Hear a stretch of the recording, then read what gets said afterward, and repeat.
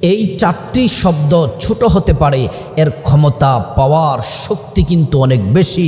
আল্লাহ তাআলার কাছে এই চারটি শব্দ খুবই পছন্দনীয়। কোনো নারী পুরুষ যদি এই চারটি শব্দের জিকির করে, আল্লাহ তাআলা তার মনের আশা পূরণ করবেন। কোনো অসুস্থ ব্যক্তি, নারী হোক পুরুষ হোক, এই চারটি শব্দের জিকির করে যদি বলে, আল্লাহ আমি অসুস্থ, আপনি সুস্থ করে দেন, আল্লাহ তাআলা সুস্থ করে দিবেন। কেউ যদি এই চারটি শব্দের জিকির করে যদি বলে, আল্লাহ আমি বিপদে আছি, আল্লাহ তাআলা বিপদ দূর করে দিবেন।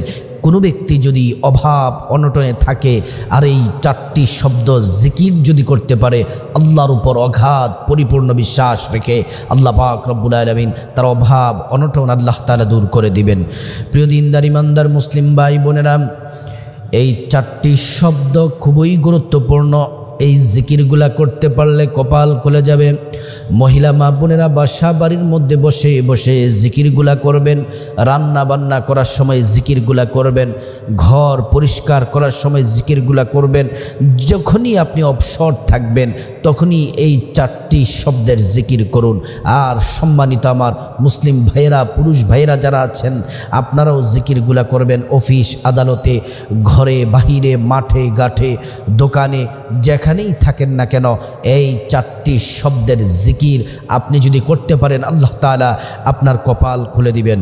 আল্লাহ রাব্বুল আলামিন কোরআনুল কারীম আল্লাহ তাআলা বলছেন, الذين يذكرون الله قياما وقعودا وعلى جنوبهم ويتفكرون في خلق السماوات والأرض ربنا ما خلقت هذا باطلا سبحانك فقنا عذاب النار।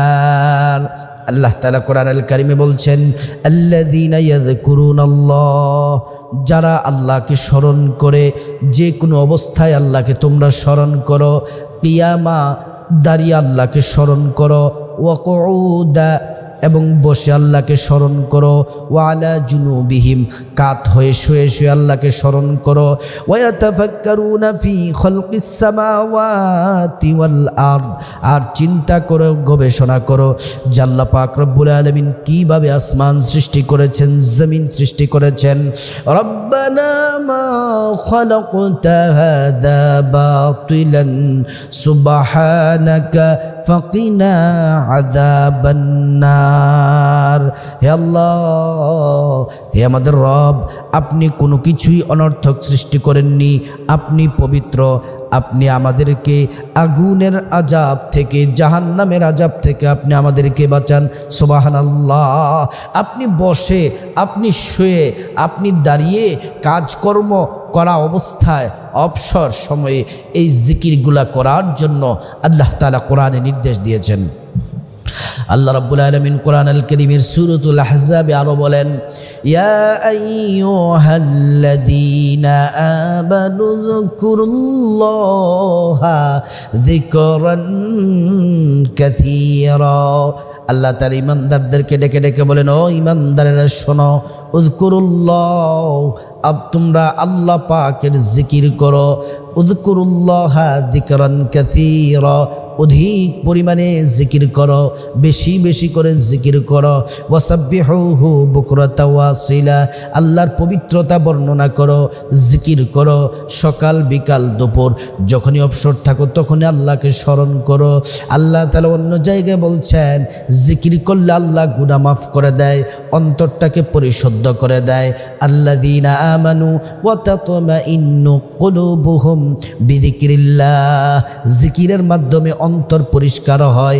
আর যে অন্তর পরিষ্কার পরিশুদ্ধ থাকে, ওই অন্তরে আল্লাহ রাব্বুল আলামিন অফুরন্ত রহমত নাজিল করেন। সুবহানাল্লাহ। প্রিয় দিনদার ইমানদার মুসলিম ভাই বোনেরা, আল্লাহ পাকের জিকির আপনি করেন, আল্লাহ পাকের জিকিরে মশগুল থাকেন, আল্লাহ পাকের স্মরণে মশগুল থাকেন, আল্লাহ পাকের প্রশংসায় মশগুল থাকেন, হাঁটতে চলতে ফিরতে জিকির করতে থাকেন। আমার প্রিয় দিনদার ইমানদার মুসলিম ভাই বোনেরা, জিকির করলে আল্লাহ তাআলা সম্মান মর্যাদা বাড়িয়ে দেন। আল্লাহ কোরআনের এক জায়গায় বলছেন, ফাযকুরুনি আযকুরুকুম ওয়াশকুরুলি ওয়ালা তাকফুরুন। আল্লাহ রাব্বুল আলামিন বলছেন, ও দুনিয়ার মানুষ শোনো, তোমরা আল্লাহ পাক রাব্বুল আলামিনকে স্মরণ করো, আল্লাহ তাআলার জিকির করো।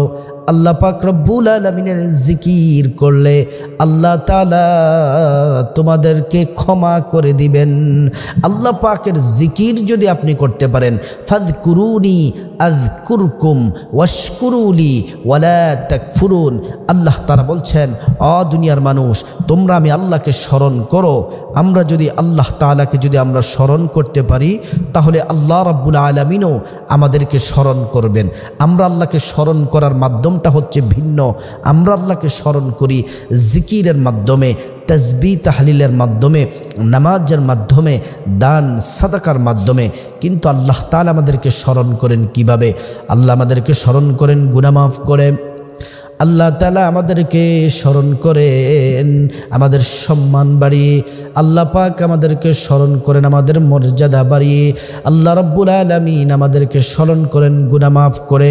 এজন্য প্রিয় দিনদার ইমানদার মুসলিম ভাই বোনেরা, আল্লাহ পাক রব্বুল আলামিনের স্মরণে সব সময় জিকিরগুলা করতে হবে। একজন দরিদ্র সাহাবী রাসূল করিম সাল্লাল্লাহু আলাইহি ওয়াসাল্লামের কাছে আসছেন। আয়েশা বললেন, ইয়া রাসূলুল্লাহ, আপনি আমাকে কিছু শিক্ষা দিন। আল্লাহর রাসূল সাল্লাল্লাহু আলাইহি ওয়াসাল্লাম বললেন, তুমি পড়ো সুবহানাল্লাহ ওয়ালহামদুলিল্লাহ ওয়ালা ইলাহা ইল্লাল্লাহু আল্লাহু আকবার। এই 4টি শব্দের জিকির করো। ওই সাহাবী মুখস্থ করে চলে যাচ্ছেন। দরিদ্র গ্রামের সাহাবী একটু সামনে গিয়ে আবার তিনি ফিরে আসতেছেন। এবার রাসূলুল্লাহ সাল্লাল্লাহু আলাইহি ওয়াসাল্লাম বলেন, তুমি আবার কেন ফিরে এসেছ? সাহাবী বললেন, ও নবীজি, ওগো ইয়া রাসূলুল্লাহ, ইয়া হাবিবাল্লাহ, আপনি আমাকে যে এই তাসবিহগুলা জিকিরগুলা শিক্ষা দিয়েছেন, এগুলার ফজিলত কি? আল্লাহর রাসূল বললেন, আল্লাহ তোমার গুনাহ মাফ করে দিবেন, অভাব অনটন দূর করে দিবেন।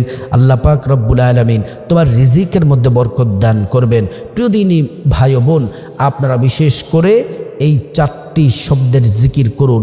আপনাদের যা কিছু প্রয়োজন আল্লাহ তাআলা আপনাদেরকে তাই দিবেন। আল্লাহ পাক রব্বুল আলামিন আমাদের সবাইকে এই জিকিরগুলা করার আল্লাহ তাআলা